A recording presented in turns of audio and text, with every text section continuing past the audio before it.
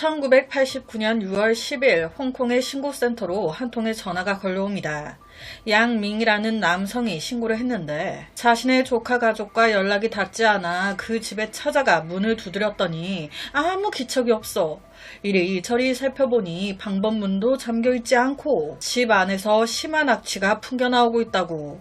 뭔가 무서운 느낌이 들어 문을 열어볼 엄두가 나지 않아 경찰에 신고를 한 거예요. 경찰은 곧바로 양밍이 제공한 주소인 한 아파트의 5층 506호로 출동했습니다. 양밍의 말대로 집안의 문을 딱 열자마자 어우 심한 악취가.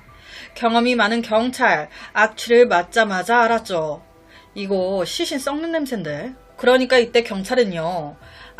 이거 방 안의 상황이 피가 5만 군데 다 튀어가지고 시신이 널브러져 있겠네. 마음 준비 좀 하고 들어가야겠다. 이렇게 마음을 먹고 방 안으로 딱 들어갔는데 웬걸? 막상 들어가서 보니까 집안이 깨끗한 거예요. 정리정돈 다 돼 있고 시신은 보이지도 않아. 딱 하나. 소파 위에 거슬리게 흰 천이 하나 덮여져 있었다는 것뿐.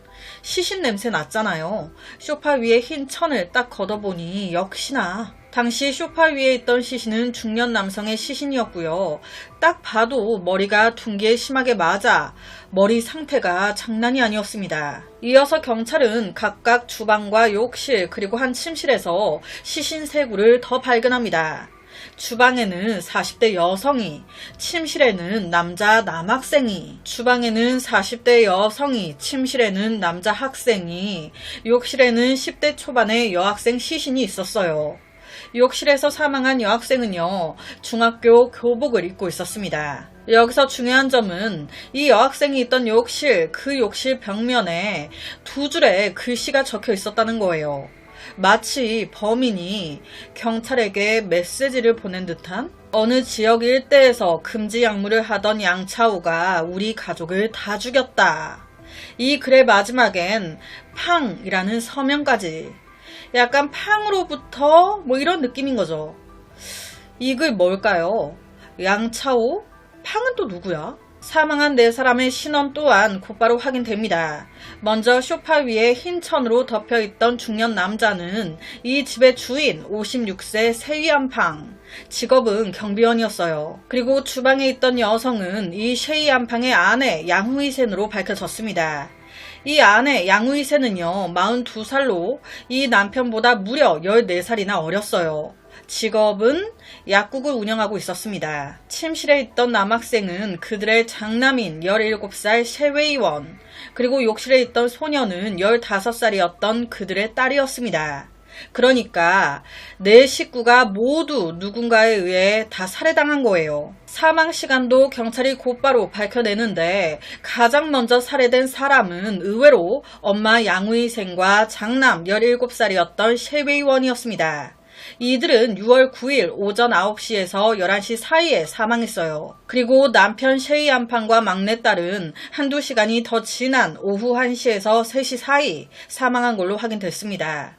그러니까 이 범인 한 번에 모두 연달아 죽인 게 아닌 2사람을 먼저 죽인 후에 그 현장에 그대로 남아 남편과 막내딸까지 죽이고 도망갔다는 거예요. 즉 이 범인은 단순히 돈을 목적으로 범행을 저지르거나 한 것이 아닌 애초부터 목적이 가족 전체를 다 죽여버리기 위해 그 목적을 이루려고 오랜 시간 기다리는 것조차 마다하지 않았다는 겁니다. 원한으로 추정이 되는 거죠. 그렇다면 욕실에 적혀있던 이 몇 줄의 글씨가 범인과 관련이 있는 걸까요? 정말 이 집주인 남편의 이름 셰이안팡이었어요. 의문의 글 역시 마지막은 팡으로부터. 팡? 그렇다면 이 남편이 죽기 전에 쓴 걸까요? 양차오라는 남자가 죽였다고 이걸 알리고 싶어서? 이거 적고 살해당했나? 금지약물이 이 사건과 관련이 있을까요? 양차오는 또 누구지? 경찰이 혼란스러워하고 있던 이때 최초 신고자인 친척 양밍이 경찰에게 뜻밖의 정보를 제공합니다. 우리 조카 가족 4명 아니에요. 그 집에 6명이 살았어요. 이 집에 사망한 4명뿐만이 아닌 8살이었던 막내 아들 셰웨이치안, 또 한 명은 50살이 넘은 남성 탕아이탕, 이 두 명이 함께 살았다는 겁니다. 그럼 이 두 명은 어디로 간 걸까요? 양밍 말로는 이 50살이 넘은 탕하이탕, 내 조카 딸의 남자친구라고. 조카 딸의 남자친구? 양밍왈, 양우이센의 남자친구가 탕하이탕이라는 겁니다. 아니 이게 무슨 말이야. 양우이센 남편 있잖아요. 쇼파에서 죽어있던 셰이안팡.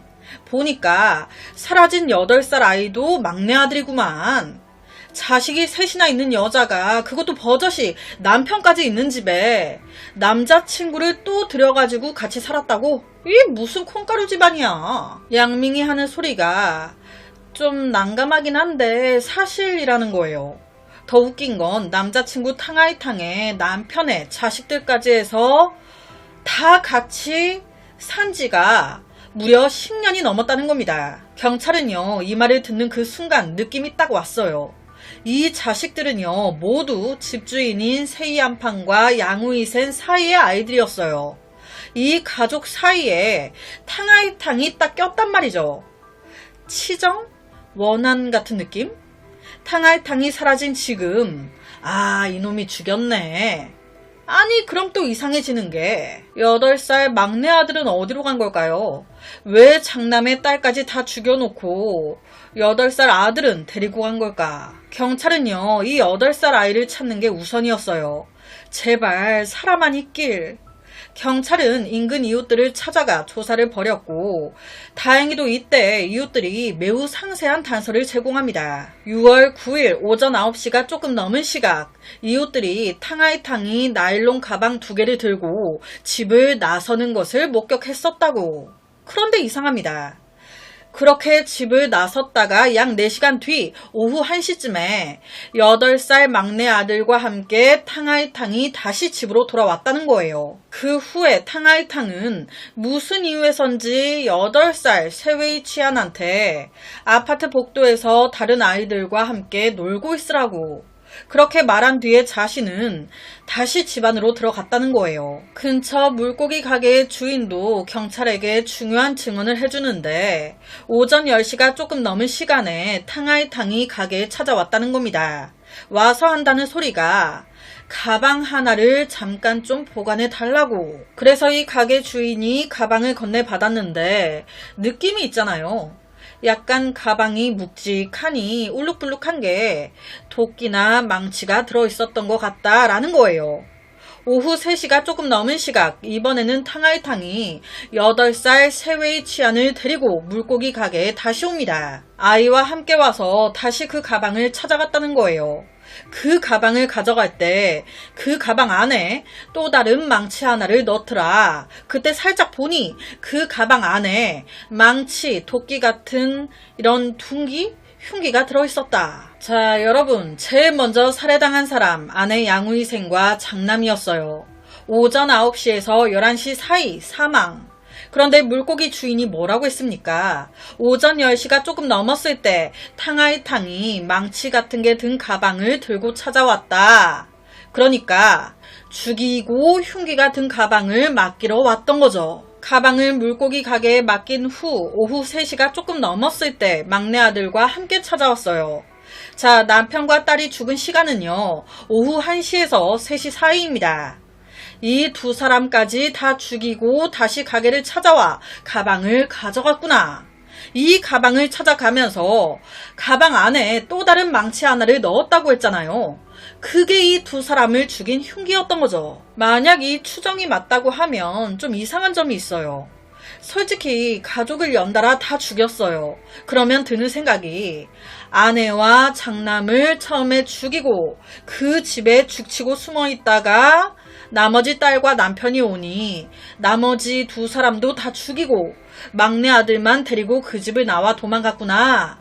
이렇게 바로 생각이 되는데 이웃들의 증언이나 물고기 가게 주인의 증언을 들어봤을 때 첫 번째, 아내와 장남 죽이고 나와서 흉기가 든 가방을 물고기 가게에 맡기고 다시 집으로 돌아가서 나머지 2명 또 죽이고 다시 물고기 가게에 막내 아들과 와서 가방을 찾아간 거예요.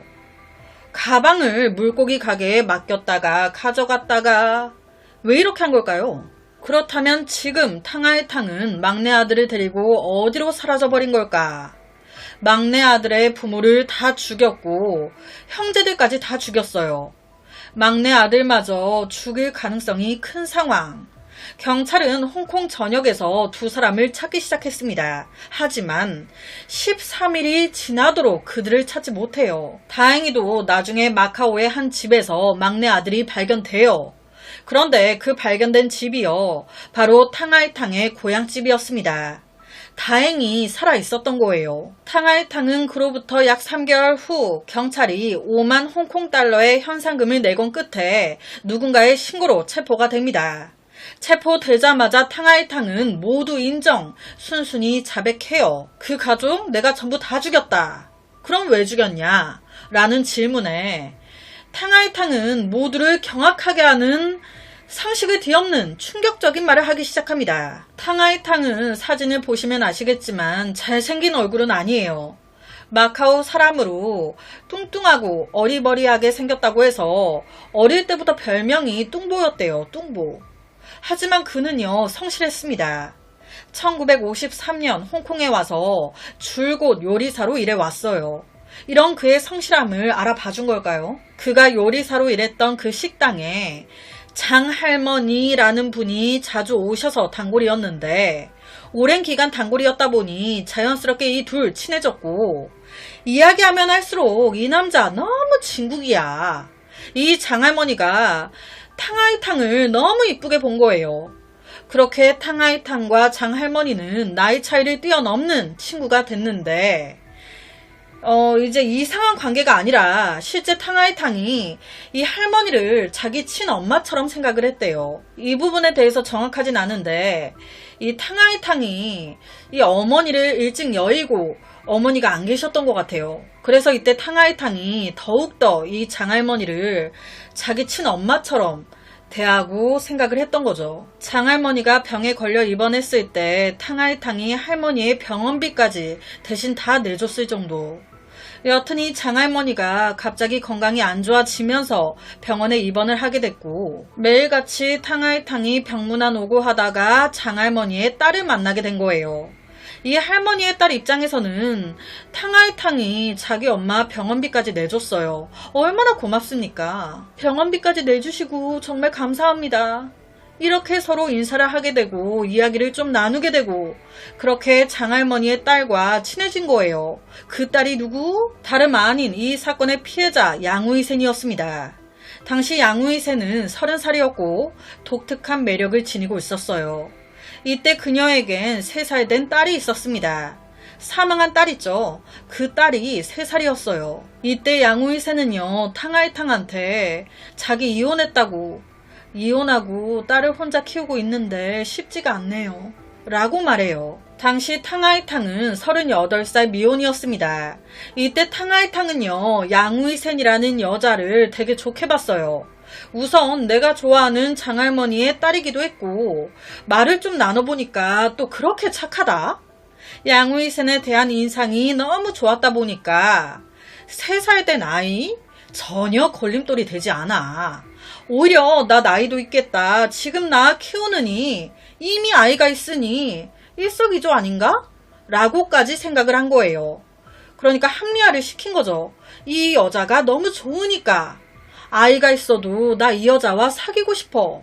결론은 이 두 사람 사귀게 됩니다. 얼마 후 이 둘은 홍콩에서 마카오로 돌아가 탕하이탕 고향에서 결혼식을 올려요.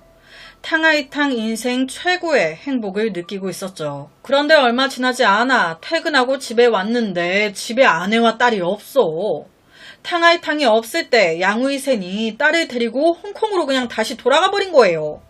아니 이거 뭐 선녀와 나무꾼이야 뭐야. 갑자기 말도 없이 돌아갔어. 그러니까 탕하이탕 얼마나 당황스럽습니까? 바로 아내를 찾기 위해 홍콩으로 날아갔고 어디 있는지 주소를 안 알려주니 파내가지고 양우이센이 머무는 집을 찾아가요. 바로 문을 두드렸죠. 그런데 웬걸 그 집에서 웬 중년 남자 하나가 나와. 그 남자가 누구? 사망한 집주인 셰위안팡이었습니다. 이때 놀란 탕하이탕이요 먼저 물었어요. 당신 누구야? 당신이 왜 내 아내인 양우이센 집에서 나와? 이 말에 세이한팡이 하는 말이 이 남자가 무슨 소리 하는 거야. 양우이센 남편은 나야. 내가 남편인데 너 지금 무슨 말 하는 거야. 지금 안에 양우이센 있어? 야 나와봐. 이때 양우이센 놀래가지고 탕하이탕을 급하게 데리고 나가요. 그리고 막 설명을 하기 시작하는데 탕하이탕 미안해. 사실 내가 이혼했다고 한 거 거짓말이야. 널 속였어. 남편과 이혼하지 않았어.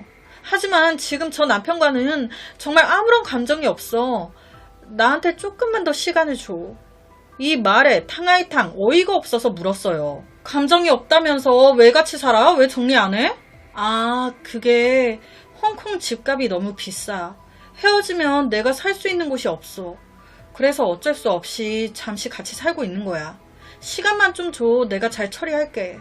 뭐 감정이 없다고 하니 탕하이탕은 기다렸습니다. 그런데 기다리다 보니 알게 된 거예요. 나는 이때까지 양우이센이 딸만 있다고 해서 딸만 있는 줄 알았는데 보니까 아들이 하나 더 있어.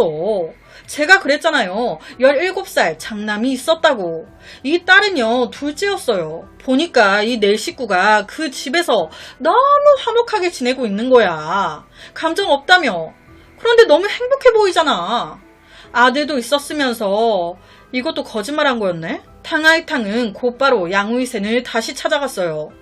야, 너 정리 안 해? 그런데 이때 양우이센 뜻밖의 말을 합니다. 나 이혼 못해. 그럼 뭐 어쩌자는 거야? 너 나랑 결혼했잖아. 이어서 한다는 소리가 나 이혼 못해. 대신 너도 우리 집에 와서 같이 살자. 우리 5 식구로 해서 같이 살면 되잖아. 이 무슨 개소리입니까? 당연히 탕하이탕 처음에 너무 황당했어요. 하지만 이 여자가 이것 말고는 방법이 없다고 하니 나 아직 이 여자 사랑하니 뭐 어째요. 알겠다고 하고 그 집에 들어오게 됐던 거예요. 여기서 한 가지 의아한 부분이 있으실 거예요. 앞서 마카오에서 이 둘 결혼하지 않았나? 그런데 이 여자가 결혼한 여자였다는 걸 몰랐어? 자, 이 부분이 정확하진 않은데요. 혼인신고를 안 했던 것 같아요. 그냥 사실혼 관계처럼 식만 올리고 같이 살기만 했던 거죠.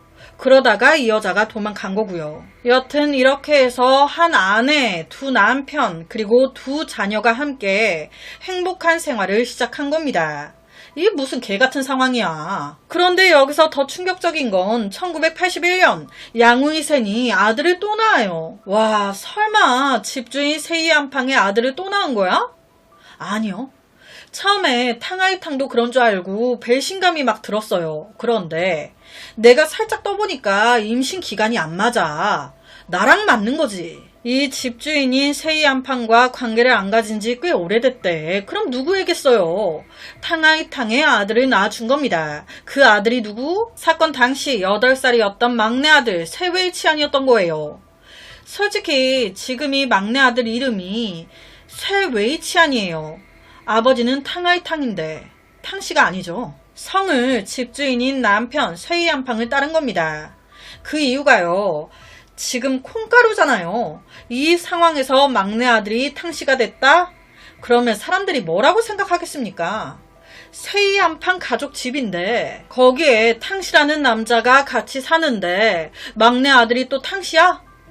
셋이 성을 가진 아들도 있고 탕씨 성을 가진 아들도 있고 다 있어. 그럼 이 여자가 한 집안에서 이 2 남자와 다 놀아나고 있다는 게 딱 걸리는 거 아닙니까? 아이가 앞으로 정상적으로 학교에 다니고 사회적 비난을 받지 않도록 하기 위해 이런 선택을 했던 겁니다. 이때 이 가족은요, 이웃들한테 탕하이탕을 뭐라고 설명하냐. 자기 집의 가정부 하인이라고 얘기해요. 그래서 같이 사는 거라고. 여튼 탕하이탕은 알고 있잖아요. 태어난 셰웨이치안이 내 아들인걸. 그래서 아들이 태어난 후에 탕하이탕은 정말 하인처럼 양우이센을 모셨고 자신의 소중한 아들을 다 돌봤습니다. 막내 아들이 초등학교에 다닐 때 항상 그가 데려다주고 공부도 탕하이탕이 다 도와줬어요. 솔직히 말도 안 되는 상황이지만 이때까지만 해도 지들끼리는 화목했습니다. 크게 문제가 없었어요. 그런데 왜 문제가 터지냐? 집어를 개 못 준다고 양우이센 2년이 문제예요. 2년이 또 밖에서 또 바람을 핀 거예요. 새로운 뉴페이스를 또 만들었어. 그 사람이 누구? 놀랍게도 최초 신고자인 조카라고 속였던 양밍이었습니다. 그러니까 삼촌 가족이 아니었던 거예요. 그녀의 새로운 내연남이었지. 인연이 이 양밍과 바람 피우는 그 현장을 탕하이탕이 완전 제대로 목격해버린 거예요. 양밍도 이미 50이 훌쩍 넘었어. 남편 셰이안팡도 56세, 탕하이탕도 50세, 지는 인제 40대. 그러니까 이 여자가 나이 많은 남자만 골라 꼬셨던 거죠. 여튼 이 바람을 또 알게 된 탕하이탕은요, 양우이센한테 이렇게 말했습니다. 이것도 진짜 충격인데, 여튼 전까지는 문제 없이 나름 화목했거든. 그래서 야, 전처럼 남편 세이안팡 그리고 나 그리고 너 아이들 총 3명까지 해서 원래 살던 대로 그냥 이렇게 살자. 양밍 정리해. 나 그냥 이번에는 눈 감아 줄게. 하지만 이미 탕하이탕에게 마음이 떠버린 양우이센. 야, 네가 우리 집에 그냥 기어들어온 거 아니야. 내가 너랑 같이 살고 싶어서 한 지 아니야? 나 솔직히 양민과 같이 살고 싶은데 너 때문에 들어오라고 말도 못하고 그냥 짜증나 죽겠어. 여기서 탕하이탕 이 말에 엄청 충격을 먹은 거예요. 아니 지금 이게 무슨 말이야. 여러분, 양우이센의 엄마가 누굽니까? 탕하이탕이 엄마처럼 생각하던 장할머니예요. 이때 이 장할머니 살아 계셨습니다. 이 말에 너무 충격을 먹어서 이때 탕하이탕이 장할머니를 찾아간 거예요. 장할머니한테 당신 딸이 지금 어쩌고 있는지 아냐? 이 모든 얘기를 다 해줍니다. 그런데 다행히도 이때 장할머니 또한 탕하이탕을 아들처럼 여겼어요. 탕하이탕의 이 얘기를 듣고 자기 딸을 막 두둔하면서 탕하이탕한테 막 썩을 놈이라고 그렇게 한 게 아닌 같이 딸을 막 욕해준 거예요. 아니 나는 쇠이한판과도 정리하고 아이들만 데리고 너랑 같이 살고 있는 줄 알았지? 어머 내 딸이지만 또라이 아니야. 바로 자기 딸한테 연락. 너 지금 양밍인가 양맹인가 그 새끼랑 관계 정리 안 하면 엄마 그냥 확 죽어버릴 거야. 그리고 엄마가 탕하이탕을 어떻게 생각하는지 알면서 그리고 너 지금 쇠이한판과도 정리 안 하고 탕하이탕까지 집에 들여 같이 살고 있다며? 얼른 하나 정리 안 해? 하지만 양우이센 이미 남자한테 눈깔이 돌았거든요. 엄마 말 전혀 귀에 안 들어옵니다. 계속 양민과 어울려 놀아요. 결국 장할머니 정말로 약을 먹고 극단적인 선택으로 돌아가셨대요. 대박이지 않아요? 장할머니가 돌아가시면서 탕하이탕 완전히 멘붕이 왔습니다. 진짜 그에게 장할머니는 친엄마였거든요. 내 친엄마를 죽인 사람? 양우이센이거든. 그년이 정신만 차렸으면 우리 엄마 안 죽었어. 그때 처음으로 다짐한 거예요. 내가 반드시 장할머니의 복수를 하겠다. 처음에 그는 내연남인 양밍을 죽이려고 했어요. 하지만 계속 기회를 잡지 못했습니다. 양우이센에겐 여전히 참고 양보했지만 양우이센은 오히려 그를 내쫓으려고 했고 그 집에 양밍을 들이려고 했어요. 아니 이 상황에 원래 그 집에 있던 본 남편 세이안팡은 완전히 또 벙쪘겠죠. 탕하이탕 집에 들인 것도 내가 기가 찬데 양보했더만은 이제 또 딴 놈을 집에 들이겠대. 내가 완전 호구로 보이나. 그리고 나 탕하이탕과 좀 친해져가지고 잘 지내고 있는데 딴 놈을 또 들이는 걸 싫어. 사실 이때 셰이안팡은요 이미 몇 년째 중풍을 앓고 있었어요. 이런 그를 줄곧 돌봐준 사람 탕하이탕이었습니다. 그러니까 처음 인연은 개떡같은 인연이었는데 어찌됐든 병간호까지 해주게 되면서 이 두 사람 깊은 우정을 쌓은 거예요. 내가 중풍이라 힘든 상황인데 탕하이탕이 나가게 되거나 아님 탕하이탕과 내가 쫓겨나면 이건 뭐 죽으라는 거죠. 세이안팡은 힘이 없었어요. 이런 상황에서 양우이센은 또다시 탕하이탕을 몹시 아프게 하는 일을 저지릅니다. 이 여자가 가족회의를 소집하는데 참석자는 양우이센, 큰아들이었던 17살 세웨이원, 남편 세이안팡 그리고 탕하이탕이었어요. 가족회의를 소집한 이유는 탕하이탕한테 각서 받아내려고. 무슨 각서? 막내 아들인 세웨이치안과의 부자 관계를 영구적으로 포기한다고 그 선언서에 서명하라는 거예요. 여러분 하겠습니까? 막내 아들은 탕아이탕의 유일한 핏줄이었어요. 그래서 사람들한테 자기를 하인이라고 소개해도 가만히 있었고, 막내 아들 솔직히 내가 다 키웠어. 성을 내 성도 안 따르게 한 거? 내가 진짜 그것도 열받았는데 아이 생각해서 참은 거였고, 내가 계속 참으니까 내가 호구로 보이나? 이제 친자 포기 각서까지 쓰라네.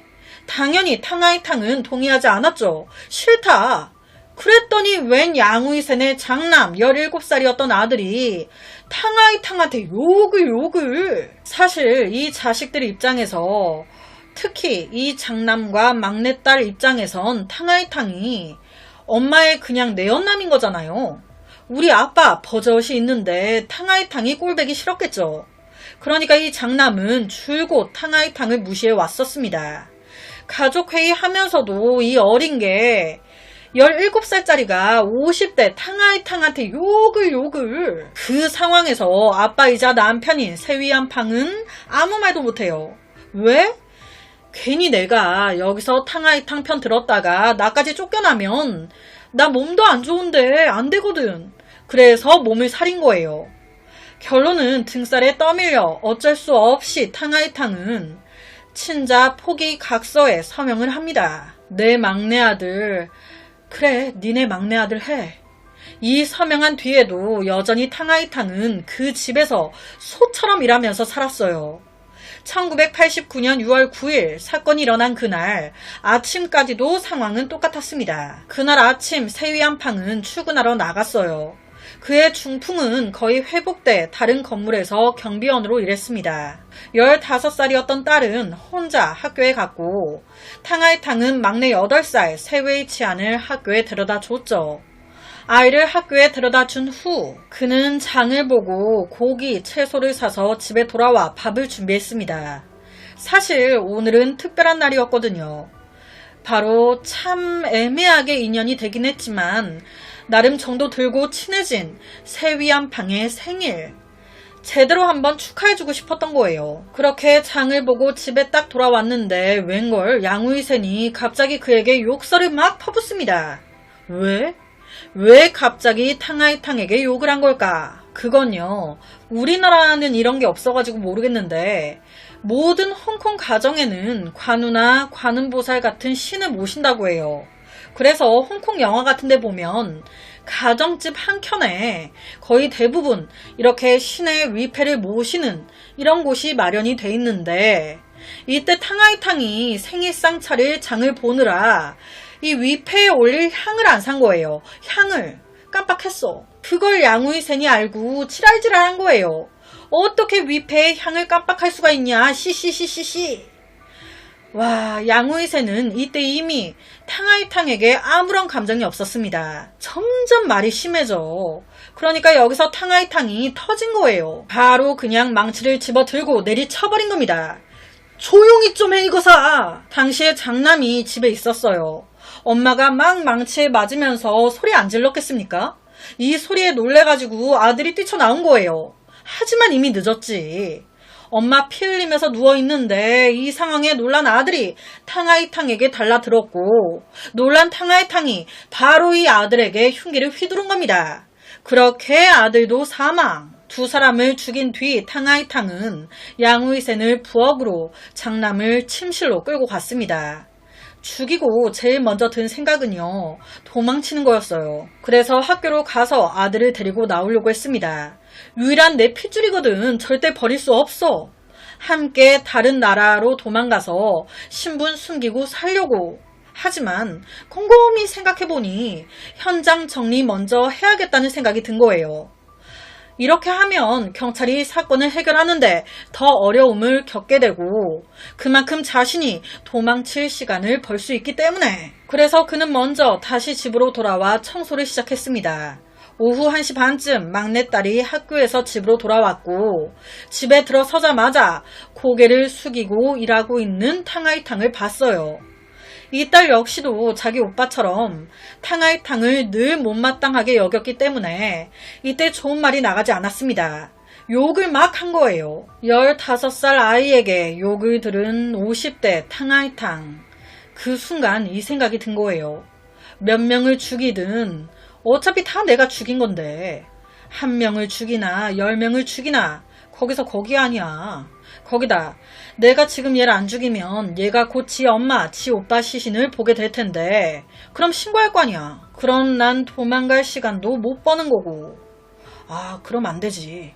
바로 망치 들고 딸까지 죽여버린 겁니다. 딸의 시신 화장실로 끌고 가요. 그 후에 그는 계속 방을 정리합니다. 오후 3시쯤 이 남편인 셰이안팡이 퇴근해 집에 돌아왔어요. 자, 지금까지 이 모든 얘기는요, 죽은 자는 말이 없다고 산자의 주장입니다. 탕하이탕 왈, 이 남편인 셰이안팡은 자신이 죽이지 않았다는 거예요. 왜? 이 남자와 나는 서로 비슷한 처지였거든. 나름 우리 둘이 우정이 있어. 하지만 지금 내가 그의 가족을 다 죽였잖아요. 이 소식을 들은 셰이안팡이 형제야, 다 죽은 지금 나도 더 이상 살고 싶지 않아. 이런 몸으로 더 살아 뭐해. 나도 그냥 죽을래. 라고 하면서 스스로 망치 들고 자기 머리를 내리쳐서 죽었다는 거예요. 이렇게 가족 모두가 비극을 맞이하게 됐다는 겁니다. 하지만 그가 가장 증오하던 양밍은 여전히 아무 일 없이 밖에서 잘 지내고 있거든. 이놈 때문에 모든 게 틀어지기 시작한 건데 이놈한테도 복수해야지. 그래서 적은 거예요. 양밍을 끌어들이고 경찰을 혼란스럽게 하려고 화장실 벽에 어느 지역 일대에서 금지 약물을 하던 양차오가 우리 가족을 다 죽였다. 이 글의 마지막엔 팡이라는 서명까지. 자, 여기서 한 가지 또 의문점이 생겨요. 양밍에게 복수하려 이 글을 적었대요. 그러면 양차오가 아닌 양밍이라고 적었으면 됐잖아요. 금지 약물 하던 양밍이 다 죽였다. 그러면 바로 범인으로 지목이 되는 건데 왜 양차오라고 적었을까? 그 이유는요, 일부러 이름을 명확하게 쓰지 않아 경찰 수사를 더 어렵게 만들고 싶었던 겁니다. 그는 오전에 범행을 저지르고 나서 흉기를 한가득 들고 학교에 아이를 데리러 갈 수 없으니 가방에 흉기를 다 담아 물고기 가게에 갔어요. 이 가방 좀 맡아주세요.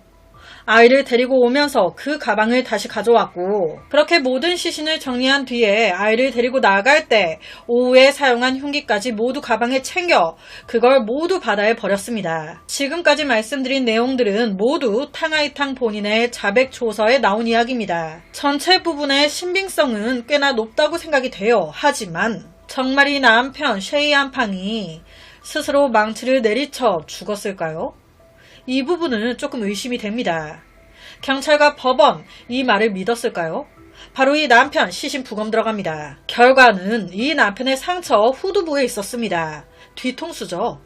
한 사람이 망치를 들고 자신의 뒤통수를 세게 내리친다. 그렇게 스스로 극단적인 선택을 한다. 이런 경우는 거의 없습니다.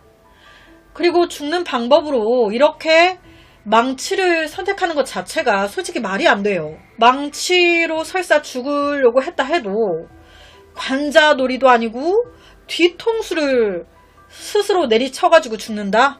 거의 말이 안 되는 거죠.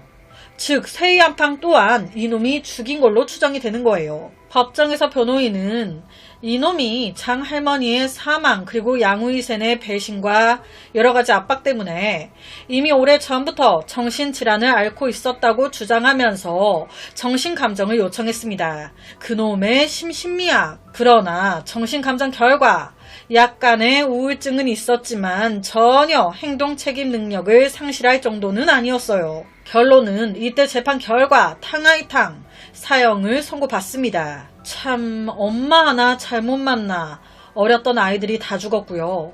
8살이었던 어린아이가 아무것도 모른 채 부모를 다 잃었습니다. 어른들이야 본인들이 다 자초한 거라고 쳐요. 양우이센 이 미친 이 여자는 말할 것도 없고 강하게 맞서지 못한 남편도 그렇고요. 그 집에 같이 살자고 하니 좋다고 들어간 탕하이탕도 그렇고요. 내연 짓거리한 양밍도 그렇고 다 지들이 자초한 거지. 아이들이 무슨 죄입니까? 오늘 제가 준비한 사건은 여기까지입니다. 어떻게 들으셨나요? 매일 저녁 10시 25분 모미지 업로드 구독과 좋아요, 그리고 새로운 영상이 업로드 될 때마다 띠링띠링 알려주는 알람 설정까지 한 번씩 부탁드립니다. 내일 저녁 또 다른 사건으로 찾아뵙겠습니다. 내일 봬용.